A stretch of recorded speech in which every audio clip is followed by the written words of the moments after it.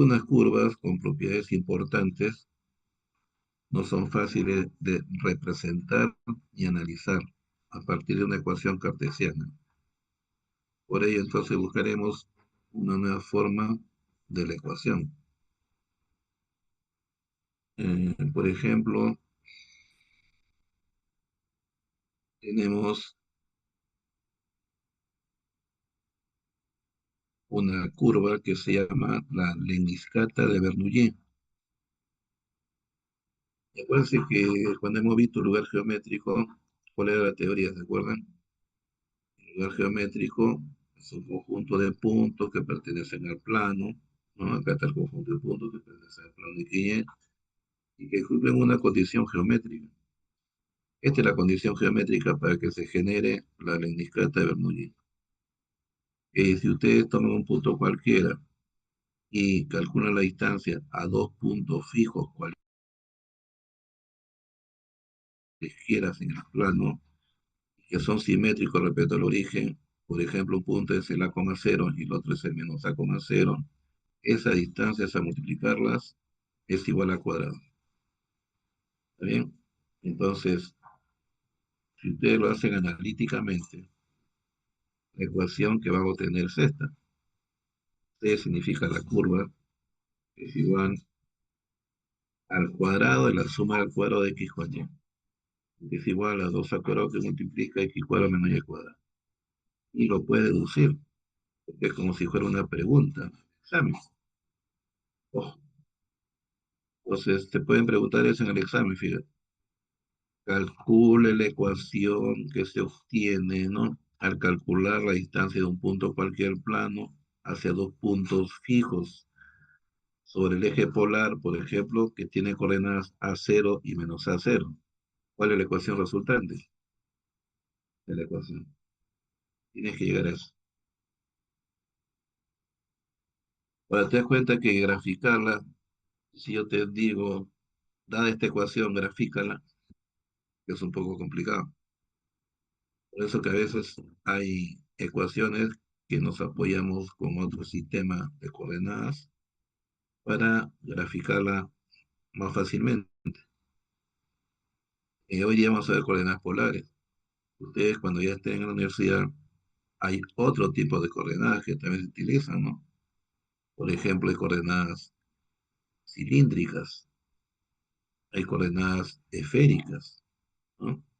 Y así ustedes van a aprender otro tipo de coordenadas que son necesarias para poder representar de una forma más sencilla una ecuación en el plano cartesiano. Esta ecuación está dada en el plano cartesiano. Entonces, para hacerla más sencilla, usamos coordenadas polares. Y coordenadas polares traen con R, que es el radio vector, ¿no? O módulo, también que le llaman el R, donde R cuadrado es igual a X cuadrado más Y cuadrado. Entonces, ahorita, por ejemplo, ya ustedes saben de memoria que esta suma es un R cuadrado. ¿Qué más? El X es R coseno de teta. El Y es R seno de teta. Entonces, pasando las polares, acá tú tendrías, esto es R cuadrado, al cuadrado sería R a la cuarta. Ojo, estamos haciendo la de memoria. Acá sería R a la cuarta. Acá tú tendrías R coseno de teta al cuadrado menos R seno de teta al cuadrado. Al efectuar, sale un R cuadrado acá a la derecha que se cancelaría con el R cuarta, ¿no? Porque vas a factorizar acá entre estos dos un R cuadrado. Como acá el R cuarta se cancela, entonces solamente a la izquierda me está quedando un R cuadrado. Y acá a la derecha está quedando 2 al cuadrado que multiplica ¿quién? A coseno al cuadrado de teta menos seno al cuadrado de teta. Y eso es identidad arco doble, coseno de teta. Entonces, de memoria, la ecuación polar de esta ecuación cartesiana es R cuadrado igual 2A cuadrado coseno de teta. Ahí está, fíjense. Entonces, fíjate de memoria, ya está. Puede ser también una pregunta, ¿no? El examen. Dada la ecuación cartesiana, pasar a polares, ya está. Recontra sencilla, de memoria incluso se ha resuelto. Entonces te das cuenta de la importancia de las coordenadas polares. ¿Por qué? Porque ahora al graficar simplemente tú vas a dar valores al ángulo teta. Y el ángulo teta cuando se encuentra acá en el eje polar vale 0 grados. Y a partir de ahí usted va dando valores, ¿no? ¿Qué pasa si vale 30, 60, 45, 60, 75, 90? ¿No? De ahí también, ¿no? 120, 135, 150, 180. Y viendo más o menos la ecuación de la ecuación o más o menos la gráfica, puedes estimar y decir, por ejemplo, que esta curva es simétrica respecto al eje polar. Entonces, también cuando ustedes estudian coordenadas polares, se estudia la simetría. Así como había simetría al eje X, al eje y al origen, acá también hay simetría al eje polar, al eje normal y al polo. El origen, cuando estamos en coordenadas polares, ya no se llama origen, sino se llama polo. Entonces, también hay tres tipos de simetrías cuando se trabaja con coordenadas polares.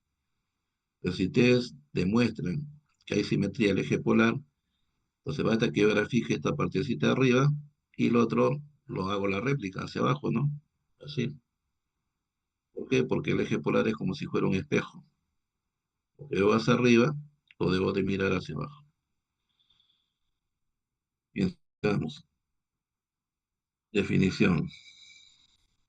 Consideramos una recta horizontal que lo llamábamos eje de abscisas, ahora se va a llamar eje polar.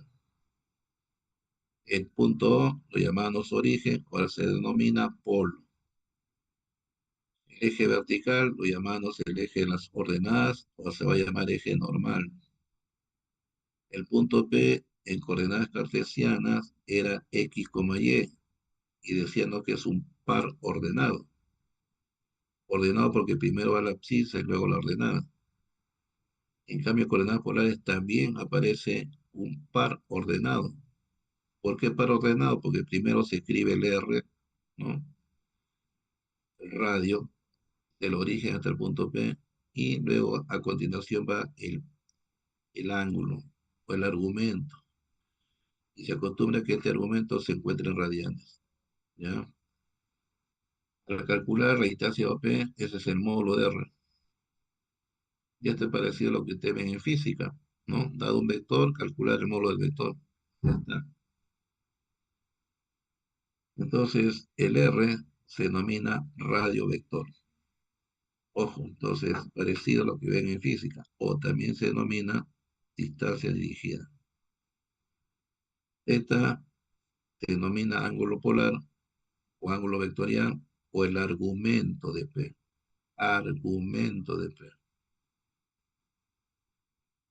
Y el O significa polo. Y el polo, θ, es un ángulo cualquiera.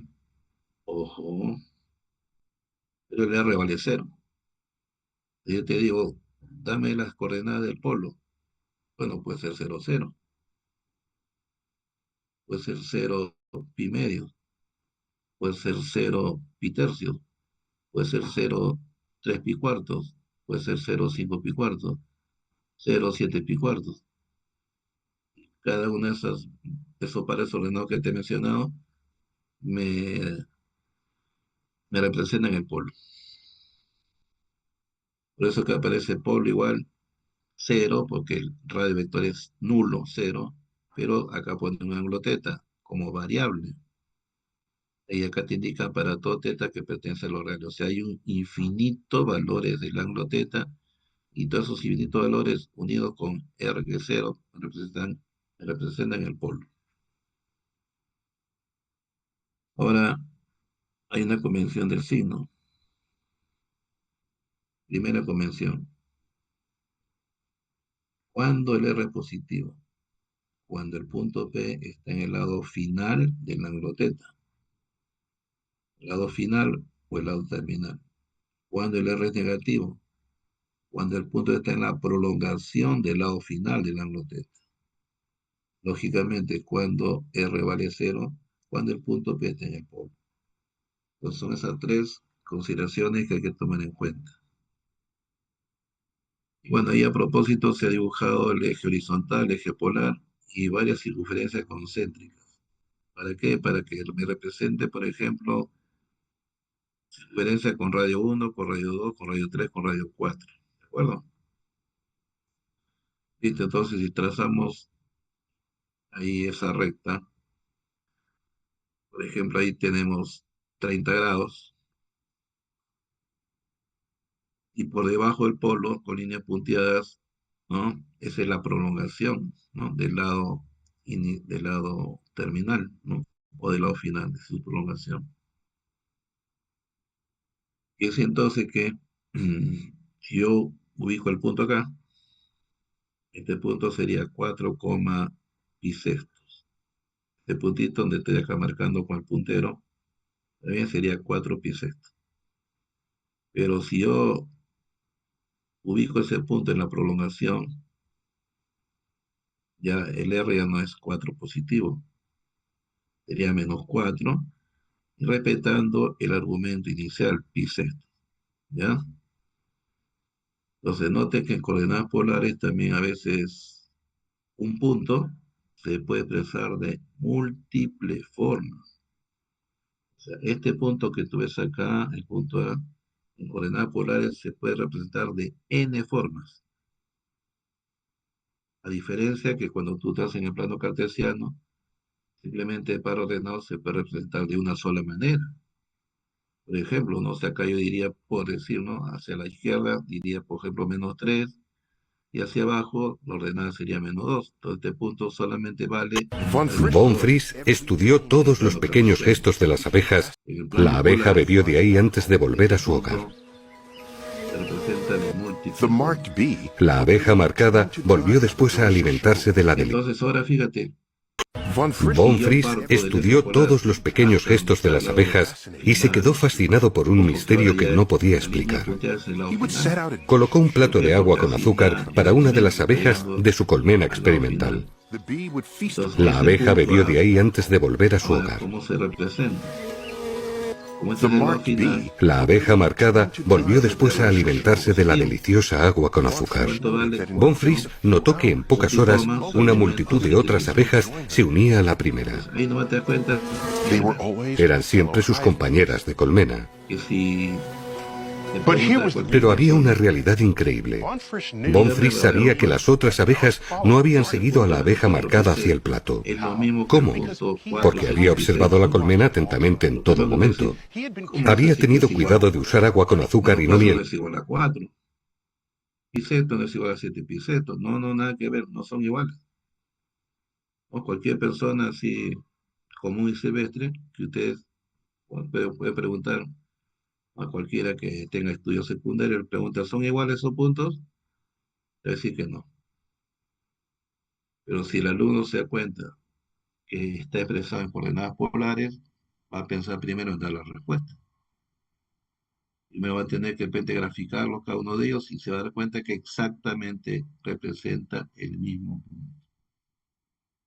Entonces, verdadero, ¿no? Otro ejemplo.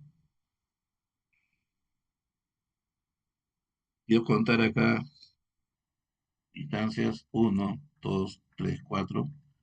Este puntito que estoy marcando con el puntero, su coordenada sería 4, punto y coma, 3 pi cuartos. ¿De acuerdo? 4, 3 pi cuartos. El de acá sería 3,3 pi cuartos. El de acá sería 2,3 pi cuartos. Y el de acá sería 1,3 pi cuartos. ¿De acuerdo?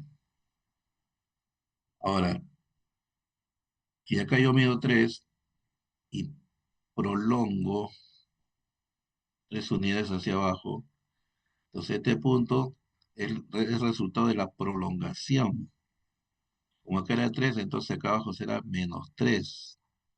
Y se mantiene el mismo argumento, 3 pi cuartos. Fíjense. ¿Mm? ¿De acuerdo?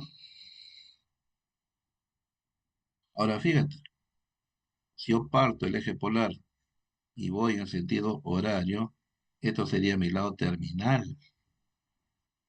¿Y cuántas unidades hay? Tres. Tres positivos. ¿Por qué? Porque este es el lado terminal. No es la prolongación, es el lado terminal. ¿De quién? De este ángulo. Entonces, este punto ahora se denomina 3 punto y coma menos pi cuartos. ¿Ya? Ahí está, fíjate, hay lógica, ¿eh? Entonces, usted tiene que tener la capacidad, ¿no? De rápidamente mm, poder dar las nuevas coordenadas de acuerdo a cómo varía el ángulo y de acuerdo a cómo se encuentra el R. Si el R cae en el lado terminal es positivo, si el R es la prolongación, ¿no? Del lado terminal y es negativo. También se ve lo que es el cambio de coordenadas, muchas veces lo que hemos visto al inicio, ¿no? ¿Se acuerda la ley Niscata? El producto de su distancia es igual a r al cuadrado, ¿no? A dos puntos fijos. Allá no es una ecuación cartesiana. Y luego, ¿qué dijimos? Que el x era r coseno teta, el y era r seno teta, y la ecuación de la Niscata te salía r cuadrado igual 2a cuadrado que multiplica a coseno teta. Miren, ya se me quedó en mi disco duro ya, esa fórmula, la Niscata de Bernoulli. Bueno, si tuviéramos en el plan de que y, este punto es un x, y. Ojo, y estas coordenadas son fijas, no van a variar. La abscisa tiene un valor numérico real, la ordenada tiene un valor numérico real, y tendrá un sinus dependiendo si se encuentra en primero, segundo, tercero o cuarto cuadrante. Ahora, al unir O con P, tenemos el módulo de R, y al ir del eje X hacia el lado terminal, tenemos el argumento. Entonces, si estuviéramos en el sistema de coordenadas polares, este mismo punto P tiene componentes R, punto y coma teta. Bajamos la perpendicular y ¿qué observas? Bueno, resolviendo el triángulo rectángulo, el cateto adyacente, cateto opuesto. Entonces, este segmento o esta abscisa X es la hipotenusa por coseno y esta ordenada Y, que es esta ordenada Y, es R de teta. Ahí está. Entonces, estas ecuaciones se usan cuando quiero pasar de rectangular a polar. O al revés. Al revés, ¿cómo sería? Por Pitágoras yo veo que x al cuadrado más y al cuadrado es igual a r al cuadrado. ¿Qué más? Tangente teta es la ordenada sobre la abscisa. Lo estoy hablando así. ¿Por qué? Porque no necesariamente es cateto opuesto sobre cateto adyacente. Eso se cumple si estás en primer cuadrante. ¿Qué pasa si estás acá en el segundo cuadrante? Y el ángulo teta tiene comportamiento como un ángulo de posición normal. ¿Y te acuerdas cómo se definía seno y coseno para un ángulo de posición normal? Seno de teta era la ordenada entre el radio vector. Se habla de ordenada y se habla de radio vector. El coseno es la abscisa entre el radio vector. Y eso se aplica si estás en el segundo, tercero o cuarto cuadrante. ¿Te das cuenta?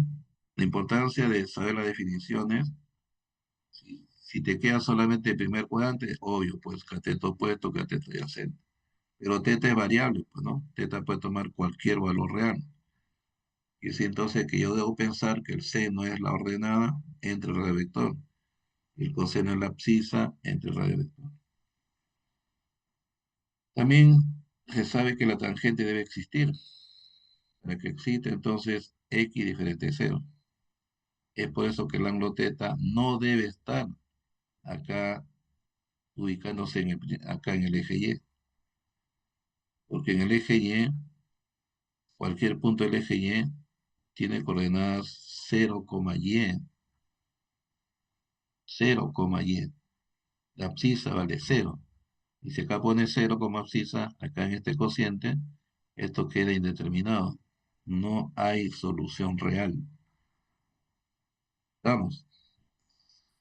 Bueno, se dice entonces que estas dos ecuaciones sirven para pasar de rectangular a polar. Y estas dos ecuaciones sirven para pasar, ¿no? de polar a rectangular, de polar a rectangular. Coordenada de un punto. Esto es importante. Anota, Anita. Si el punto en coordenadas polares R, teta, ¿cuál es el universo? ¿Cuáles son todas las familias de los puntos que caen en esta misma posición? Entonces, esa familia de puntos se representa de esta forma. Es un menos 1 la n de R, punto y coma, teta más np. De manera que n toma un valor entero. Puedes empezar a dar valores. Si n vale 1, 2, 3, 4, 5, hasta más infinito, vas a obtener pares ordenados que coinciden con el punto inicial. También si n vale menos 1, menos 2, menos 3, menos 4, hasta menos infinito, todos estos pares ordenados que tú vas generando equivalen a este punto de coordenadas iniciales RT. Por eso se dice que un par ordenado en coordenadas polares se puede representar de múltiples formas. Múltiples formas, ¿por qué? Porque vas a dar valores al n y acá te van a salir n pares ordenados.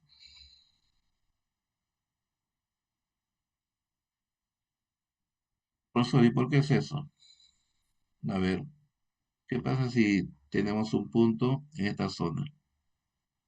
Como este es el lado terminal, entonces su primera componente es R y el ángulo a donde llega el lado terminal teta. Pero también si estoy en esta posición, ¿no? ¿Qué pasa si el ángulo teta le sumo 2kπ? Si le sumas 2kπ, este punto o el ángulo va a quedar en la misma posición. Estoy acá con ángulo teta, para llegar nuevamente a esta posición, tengo que avanzar así, ¿no? Avanzo, avanzo, giro, giro, giro, giro, giro, giro, giro, giro, hasta llegar ahí. ¿Cuánto avanzaste? Es una vuelta. 2pi. Sigo avanzando, sigo avanzando, sigo avanzando, sigo avanzando, sigo avanzando. ¿Cuánto vale? 2 vueltas. 4pi. Entonces, esas vueltas están representadas como 2kπ. ¿Verdad? 2kπ, o sea, es un número par por pi. En conclusión, entonces, el equivalente a este punto P, R, teta, es R punto y coma, y hacemos variar el ángulo. Teta más 2kπ. Ya está. Primera forma. Pero ¿qué pasa si tenemos por acá un punto? Este punto acá, como está al lado final, sería R punto y coma, teta más pi. Pero si lo voy y llevo para arriba, a este punto tiene coordenadas menos R, teta más pi. Vamos. Por lo tanto, nuevamente, si quiero hallar toda la familia de los puntos que caen nuevamente ahí, te das cuenta que el menos R se mantiene. Lo único que va a variar es todo este argumento. Entonces sería teta más pi más 2kπ, porque va sumando un número entero de vueltas. Y ese teta más pi más 2kπ se puede escribir así, ¿no? Factorizando pi, sería entonces menos r teta más 2k más 1 por pi. Y eso lo reemplazo acá. Entonces, ahí tú tienes las dos formas equivalentes de representar al mismo punto. Y si yo fusiono estos dos, o sea, quiero solamente una expresión matemática que me agrupe a estos de acá, estos puntos con estos puntos, te das cuenta que simplemente es que escribiría R multiplicado por menos 1 a la n. Ojo, el ángulo teta más NP. Y automáticamente esa expresión matemática final que estamos viendo te va a representar o vas a obtener todos estos ángulos que ves ahí, esos, unión con esto de acá. En lugar entonces de usar dos fórmulas o dos expresiones matemáticas para representar el mismo punto, simplemente con una simple expresión matemática. En este caso, haciendo variar el exponente, ¿no? Menos 1 a la n, y ya no 2k pi ni 2k más 1 pi, sino n pi, donde n es un número entero. Y sobre esto hay problemas que vamos a ver después. Entonces, ahorita concéntrate, ¿no? O anote un papelito, esa fórmula, esa la vamos a usar. Bueno, también se puede calcular la distancia entre dos puntos cuando se encuentran coordenadas polares. Por ejemplo, ahí tengo el punto P2, ahí tengo el punto P1, ahí tengo su módulo de cada uno de ellos y sus argumentos respectivos. Quiero calcular la distancia entre dos puntos. Entonces, si quiero calcular la distancia entre dos puntos, ¿qué conozco? Esta longitud y este ángulo, porque este ángulo valdría teta 1 menos teta 2. Entonces, ¿qué hacemos? Aplicamos el teorema de cosenos. Esta distancia al cuadrado es igual. Esto elevado al cuadrado más este elevado al cuadrado menos el doble producto de dicho lado por el coseno del ángulo que forman dichos módulos, que sería teta 1 menos teta 2. Entonces ya esta fórmula rápidamente tú la asimilas. ¿Por qué? Porque es básicamente la fórmula que se ve en el teorema de cosenos, donde acá tú pones d cuadrado, ¿no? Y luego escribes todo esto. Al despejar, d será igual a raíz cuadrada de toda esa expresión matemática. ¿Listo?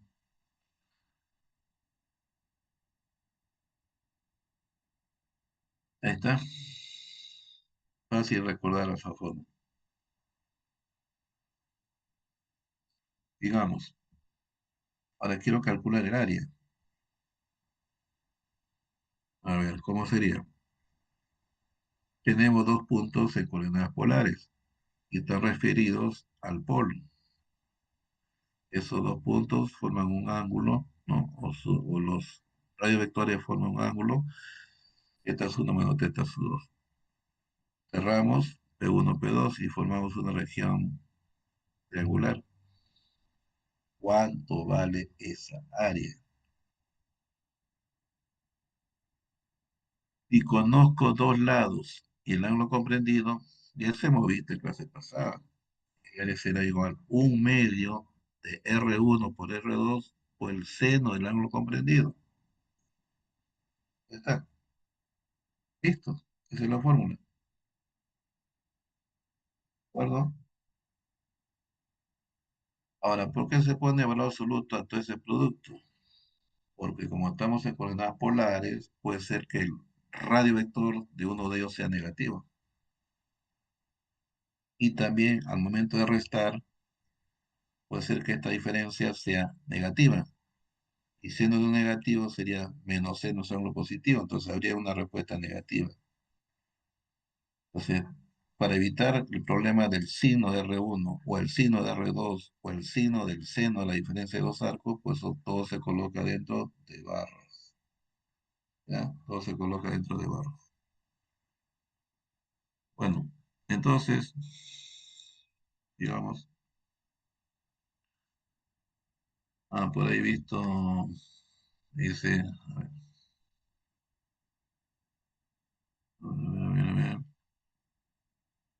ahí veo de que Luis ha puesto el área no puede ser negativa, claro, por definición el área no es negativa. Por eso se coloca las barras para garantizar resultados positivos. Seguimos.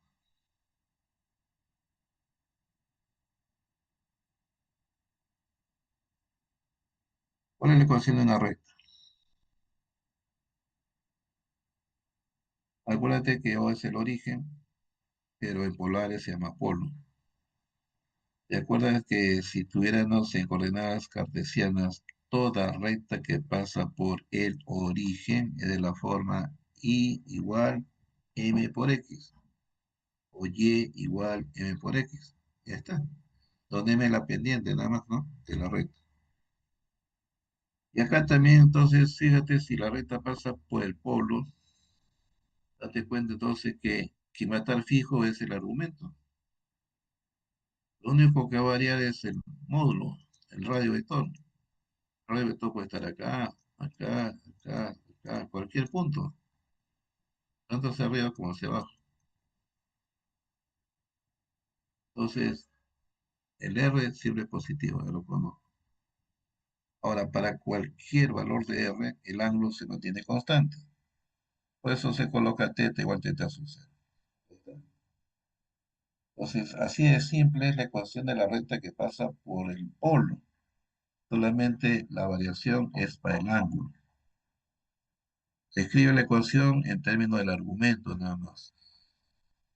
En la otra, cuando ya la recta no pasa por el origen o no pasa por el polo, acuérdate, si tuviéramos en geometría analítica, coordenadas cartesianas, tú dirías, esta recta es y igual m por x más b, ¿no? Esta recta es y igual m por x más b. M es la pendiente y b es lo que se mide desde el punto, del punto del origen hasta el punto de intersección. Y si entonces que el b puede ser positivo o negativo. Pero ahora hay polares, ¿cómo sería? Bueno, si yo sé que esta es la recta y tomo un punto cualquiera de la recta, pues la teoría que me dice, este punto referido al polo es mediante un segmento dirigido. ¿Cuáles son sus coordenadas? R, teta. Teta está midiendo del eje polar hasta donde se encuentra el radio vector. Y si entonces que este es conocido el módulo. Quiere decir que este ángulo es conocido, sí, porque es el ángulo que corresponde a P menos el ángulo que corresponde a un punto genérico. ¿Qué significa? Que el polo traza una perpendicular recta, intersecta en este punto N. Este punto N tiene dos componentes, uno referida al módulo y otro referida al argumento. Entonces, referida al módulo, yo sé que del punto O hasta el punto N hay una longitud D, le ponemos D. Luego el ON forma un ángulo respecto al eje polar de omega. Omega. Ya está. Y si entonces que mirando este triángulo PON o ONP, como quieras mencionarlo, esta distancia del polo a la recta, en forma general, que será igual. Y conozco la hipotenusa y conozco el triángulo agudo, esto de acá vale R coseno de θ menos omega. Y eso aquí lo igualo a D. Ahí está. Entonces, así de fácil se calcula la ecuación de la recta cuando no pasa por el polo. También hay ecuación de las rectas con coordenadas polares. Por ejemplo, ¿no? Esta recta es una recta x igual a una constante. ¿Ya? De memoria, x igual a un k. El x, ¿a qué es igual? R cos. El x es igual a R coseno de θ. ¿Ya? Y al despejar pasaría como secante. Pero también, ojo, tenemos esa, fíjate. Esta recta es y, ¿no? Y igual a un k. Y este es un x igual a un h. Como y es igual a un k, entonces y que es r sin θ lo igual a un k, despejando r que es igual k por la cosecante de θ. En este caso, es una recta vertical, x igual a un h. el x aquí es igual r coseno de teta, entonces coseno de teta pasa a dividir y te quedaría que r es igual a h secante teta. Ya está, fíjate. Entonces, una constante que multiplica una cosecante, una constante que multiplica una secante, eso es ecuación de una recta, ya sea horizontal o vertical. Digamos, hemos visto la recta, ahora veamos la circunferencia. ¿Qué pasa si el centro de la circunferencia está en el origen, o que se llama el polo? Pues simplemente te quedaría x cuadrado más y cuadrado igual a cuadrado, pero x cuadrado más y cuadrado vale r cuadrado. Ah, entonces r cuadrado será igual a cuadrado. Sacando raíz cuadrada, r es igual a más menos a.